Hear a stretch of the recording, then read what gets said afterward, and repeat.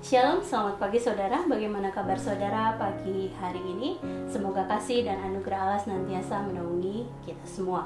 Bapak Ibu saudara sekalian, pagi hari ini kita akan kembali merenungkan kebenaran firman Tuhan di dalam Lukas 13 ayat 6 sampai 9. Saya akan bacakan bagian perikop firman Tuhan ini bagi kita semua. Demikian firman Tuhan. Lukas 13 ayat 6 sampai 9. Lalu Yesus mengatakan perumpamaan ini, seorang mempunyai pohon ara yang tumbuh di kebun anggurnya, dan ia datang untuk mencari buah pada pohon itu, tetapi ia tidak menemukannya. Lalu ia berkata kepada pengurus kebun anggur itu, sudah 3 tahun aku datang mencari buah pada pohon ara ini, dan aku tidak menemukannya. Tebanglah pohon ini, untuk apa ia hidup di tanah ini dengan percuma? Jawab orang itu, Tuan, biarkanlah dia tumbuh tahun ini lagi. Aku akan mencangkul tanah sekelilingnya dan memberi pupuk kepadanya. Mungkin tahun depan ia berbuah, jika tidak, tebanglah dia. Dan renungan pada pagi hari ini berjudul perumpamaan tentang pohon ara yang tidak berbuah. Bapak Ibu Saudara sekalian, Lukas 13 ayat 6 sampai 9 berisi perumpamaan tentang pohon ara yang tidak menghasilkan buah. Dalam perumpamaan ini digambarkan tentang seorang pemilik kebun yang mengharapkan buah dari pohon yang ditanamnya. Ia menjadi kecewa dan marah saat setelah 3 tahun ia menemukan bahwa pohon ara yang ditanamnya tidak menghasilkan buah satupun. Sehingga ia memerintahkan pengurus kebun anggurnya untuk menebang pohon tersebut.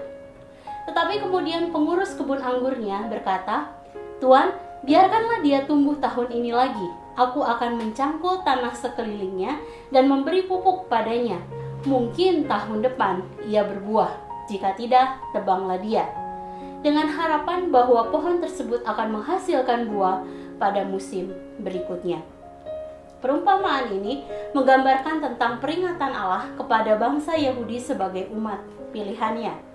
Allah menghendaki agar umat pilihannya memiliki hubungan yang dekat dengannya dan memberi mereka keistimewaan untuk mengenal dan melayaninya.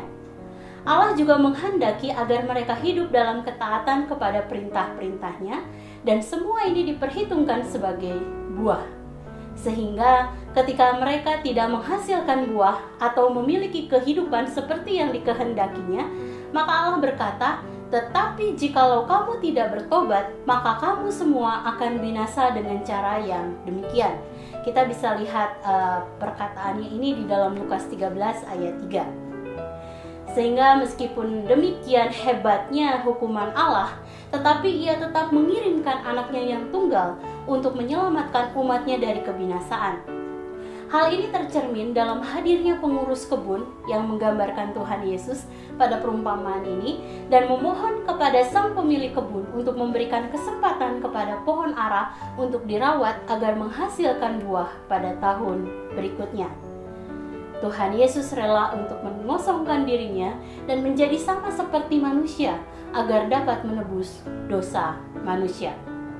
Dengan demikian, ada kesempatan kehidupan yang baru di dalam Tuhan bagi semua orang yang bertobat dan mengundang Tuhan masuk ke dalam hati.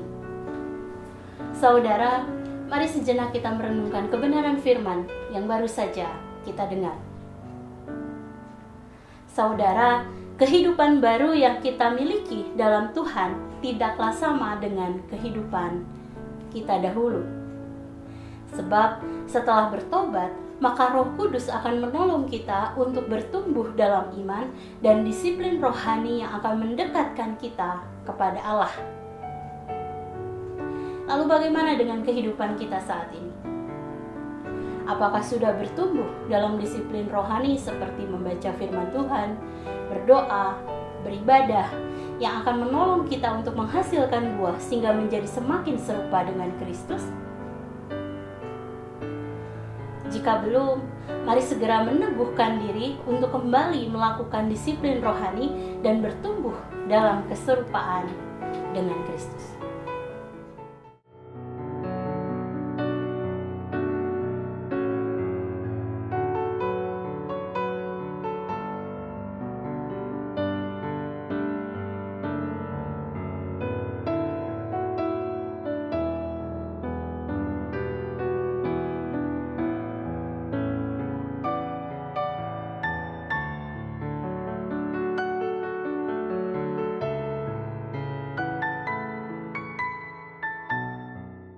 Demikian firman Tuhan pagi hari ini. Mari kita berdoa. Tuhan, terima kasih satu hari Allah tambahkan di dalam kehidupan setiap kami. Kami percaya Tuhan, ketika kami merenungkan firman-Mu, kami mempelajari firman-Mu, Roh Kudus menolong kami untuk tidak hanya membuat kami mengerti, tetapi mendorong kami, membimbing kami, sehingga kami bisa mengaplikasikan kebenaran firman dalam kehidupan kami sehari-hari. Sehingga kami percaya firman yang baru saja kami dengar, yang kami dengar akan dapat kami lakukan di dalam kehidupan kami sehari-hari. Terima kasih Tuhan untuk firman-Mu Tuhan, dan sebentar kami akan melakukan aktivitas di sepanjang hari ini. Kami percaya akan menolong kami di dalam segala hal yang kami kerjakan. Terima kasih Bapa, di dalam nama-Mu Tuhan Yesus kami berdoa dan mengucap syukur. Haleluya, amin. Selamat pagi saudara, selamat beraktivitas. Tuhan Yesus memberkati.